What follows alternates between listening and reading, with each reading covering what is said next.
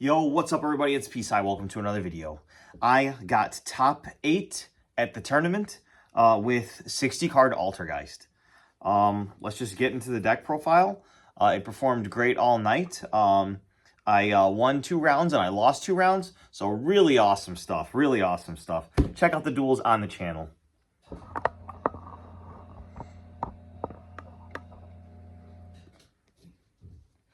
I was sick of not being able to combo with the strategy, so I essentially added a bunch of cards such that I could combo basically every single hand that you draw.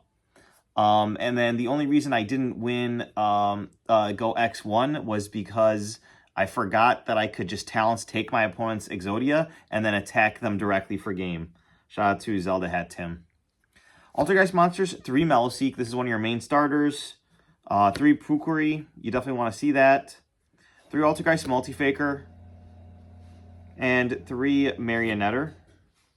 Then for the 2 ofs, I played 2 Malwisp. This is the Poplar of the deck. You add it to your hand. Then it triggers itself to special summon and then reborn something. You also can synchro summon with it since it's a tuner.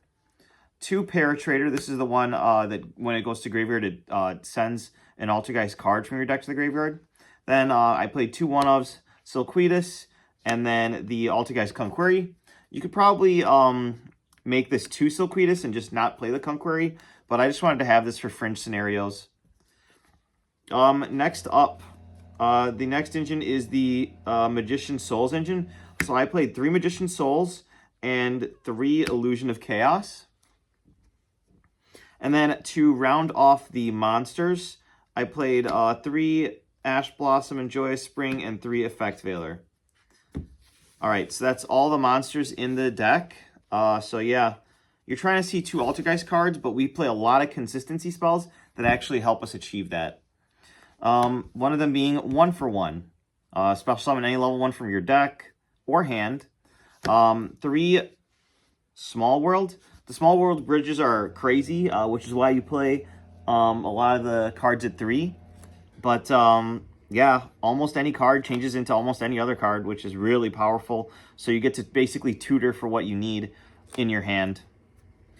This is a level 1 deck, so you're playing 3 Jack in the hand. Usually, you just need to complete the cards in your hand to full combo. So Jack in the hand is really useful when it comes to that. 3 Where Art Thou? If you have a level 1 monster on board, you get to just search any level 1 in the game. So usually Meloseek or Pukuri, but this can also search Magician Souls. And if you special summon Magician Souls, you can automatically search with this and start your combo with it. Then I opted to play 3 Link into the Vrains. This card's crazy. It basically makes your dead Altergeist cards in your hand extenders, because if your opponent lets this through, then they can't negate anything. You special summon and immediately link summon. And then everything on that resolution is not negated either. Or they can't respond to that either, which is really awesome. I played a couple extenders in the form of Monster Reborn and World Legacy Succession. Sometimes you just need an extra body, or you'll see in the extra deck that there's a negation that you can actually bring back if you want with either of these 2. Next up for consistency, Pot of Prosperity. And then a couple of defensive cards, 3 Talents. Talents is just insane in this format. Another defensive card is Instant Fusion. You can bring out Millenniumized Restrict. And then finally, you have the Called by the Grave as your other defensive card. Like if you get Ashed or Veilered or even Drolled, you can interact with them with these cards.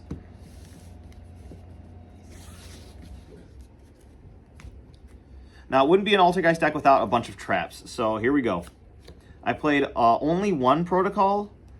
Very hyper searchable. Like it should be on every single one of your end boards, and then you can recycle it with Meloseek if it gets popped. Manifestation, the Old Monster Reborn. Haunted Rock, the Trap Negate, but what you're really using it for is to flip itself face up during turn 0. Next up, 2 Revitalization. Revitalization is just broken. On field, it reborns a Link monster, and in graveyard, you banish it to get an extra normal summon. So you can extra normal summon during your opponent's turn as well.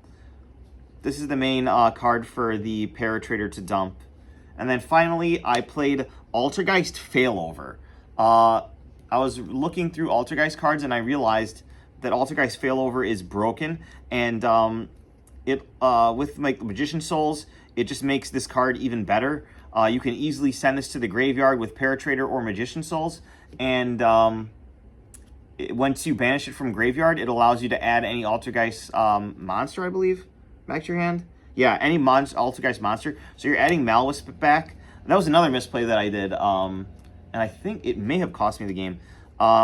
You could basically add back Malwisp to get another spell trap negate because it'll special summon itself after that. And then finally, 3 infinite impermanents. So that's 60 in the main. Next up is the extra deck. So I opted to go very heavy on Altergeist because it's super consistent now. 3 Hextia, 2 Prime Banshee, and 2 Adminia. Yeah, that's it. The rest matters a little bit. Anima, you're not really usually going into this unless you want to try and steal something, but it's useful to have a Link 1 that you can go into with your level 1s. Almirage is really good. If you just draw Meloseek, you get to end on at least something with the Almirage in your deck, because you can normal summon Meloseek, link this off, search the Malwisp, and then bring back 2 bodies. So at least you can search with Hextia, or you can try to Synchro Summon. SP Little Knight, shout out to Team Bad Cards, and then Access Code Talker. Very easy to, if you're not multi-faker a lot, you can climb up into this. I got this up to 6,300 attack in one of the duels on the channel, so take a look at that. Next up is the non-Link monsters. So I played 1 XE's Kiki Nagashi Fucho. You're playing a level 1 deck, and this can easily come out in the field and then save your life for 1 turn, because Droll kind of stinks. So same type of strategy with Drytron. You want to be able to survive so that you can like have a follow-up. Like if you're going against Tempai and they force you to go first, just put this on your end board, and it makes it so that you don't die. The Synchro monster, I played 2 Herald of Arclight. This is really broken, very easy to make, because you play a bunch of level 1s and a level 3 tuner that special summons itself.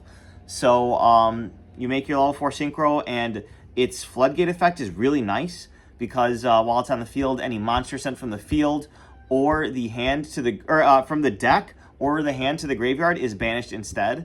So that's a really nice Floodgate effect. And then also it's an Omni Negate, and its third broken effect is when it goes to the graveyard, like after it uses its negate, or if you link it off for some reason, you get to add any ritual monster from your deck to your hand, and you play 3 ritual monsters.